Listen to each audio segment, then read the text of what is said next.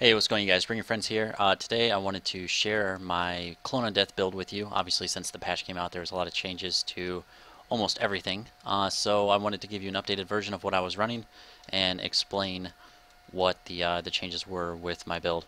So now, instead of things have actually changed up quite a bit. I am running triple signets in my build now. So why triple signets? This is why. So going into the skills and traits. My build is now 10, 30, 20, 10. So with this build now, it's still Clone on Death and everything like that, but you're adding a lot of defensive mechanics to it, along with a lot of Condi Clear. So the main additions to the build is Blurred Inscriptions, activating the Signet grants you distortion, Cleansing Inscriptions, activating the Signet removes a condition, and Mender's Purity, remove a condition when you heal. So Cleansing Inscriptions and Mender's Purity both apply to Signet of the Ether, just because it's a Signet and it's obviously a heal, so you get 3 Condi Clears with that, a second of Distortion, and when you pop the heal, you obviously refresh all your Phantasm skill recharges. So that being said, with Signet of the Ether, there's not really, with this build in particular, there's not really too much of a reason for me to go into Illusionist Celerity, just because I'm using Ether, and it applies quite nicely to this build. So overall, you're getting 3 Condi removals with Signet of the Ether, a second of Distortion, another Condi remove plus a second Distortion with Signet of Dom, and a second of Distortion and a Condi Clear, plus a Stun Break, plus an AoE Blind with Signet of Midnight. So that pretty much is replacing my Decoy, because I usually ran 1 Stun Break or whatever. Still running Portal, still running Mass Invis, still running Runes of the Lissa, still running Staff, Sword, Pistol, Energy in the Staff, Energy in the Sword, and then just Sigil of Minor Corruption in the Pistol. Still running the same amulet, Rampage's amulet with Berserker's Jewel.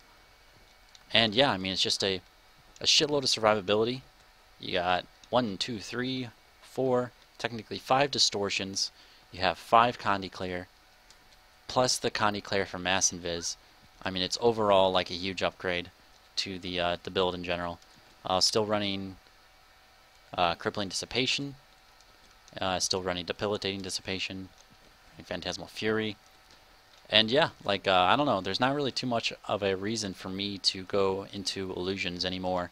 Like before, like my build was kind of in a flux, like there was almost sacrifice in order to go into illusions, just because there wasn't really too much of a benefit in going that much into inspiration, because I had really no, I don't know, like with Mender's Purity and a Signet, like it really, everything just kind of falls into place with this build.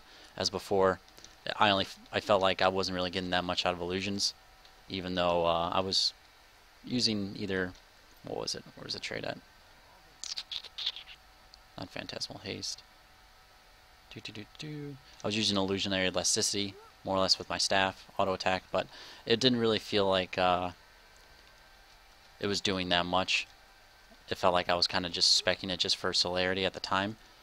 So yeah, I mean, that's my build now, 10, 30, 20, 10.